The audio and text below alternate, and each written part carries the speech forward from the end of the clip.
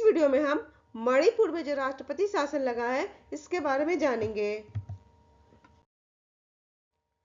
मणिपुर में राष्ट्रपति शासन। मणिपुर के मुख्यमंत्री एन वीरेन सिंह ने राजनीतिक दबाव बढ़ने के कारण अपने पद से इस्तीफा दे दिया है। इसके बाद मणिपुर में राष्ट्रपति शासन लगा दिया गया है। अब हम मणिपुर के मुख्यमंत्री के इस्तीफे देने के कारण के बारे में जानेंगे। 3 मई 2023 से लगातार मणिपुर में जातीय हिंसा जारी है। इस हिंसा में 250 से अधिक लोग मारे गए और लगभग 60,000 लोग विस्थापित हुए हैं। मणिपुर एक मैदानी और पहाड़ी इलाका है।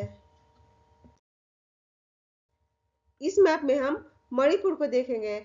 मणिपुर भारत के पूर्वोत्तर राज्यों में से एक है। यह नागालैंड, असम, मिजोरम से घिरा हुआ है और यहाँ म्यांमार है। मणिपुर का मैदानी इलाका कुल क्षेत्र का 10% है, जहाँ 64% मैताई समुदाय के लोग रहते हैं। यहाँ से कुल 40 विधायक हैं। मणिपुर का पहाड़ी इलाका कुल क्षेत्र का 90% है। यहाँ 35% जनजातीय लोग रहते हैं। यहाँ से कुल 20 विधायक हैं। मैताई समुदाय और जनजातीय लोगों में विवाद का कारण केवल राज्य संसाधनों को लेकर है। मैताई समुदाय द्वारा एसटी के तौर पर मान्यता दिए जाने की मांग की जा रही है, जबकि जनजातीय समुदाय द्वारा इसका विरोध किया जा रहा है।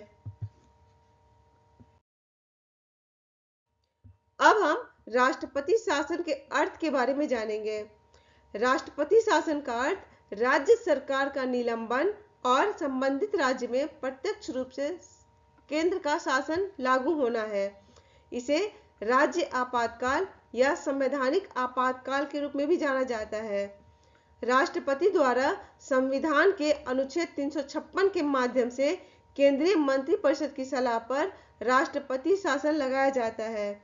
यदि राष्ट्रपति इस बात से आश्वस्त है कि ऐसी स्थिति उत्पन्न हो गई है कि राज्य सरकार संविधान के प्रावधानों के अनुरूप नहीं चल सकती है, तो अनुच्छेद 356 राज्य में राष्ट्रपति शासन लगाने का अधिकार देता है।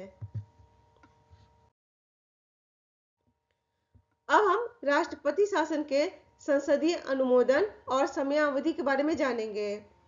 राष्ट्रपति शासन लागू करने की घोषणा को इसके जारी होने की तारीख से 2 महीने के भीतर संसद के दोनों सदनों द्वारा अनुमोदित किया जाना अनिवार्य है।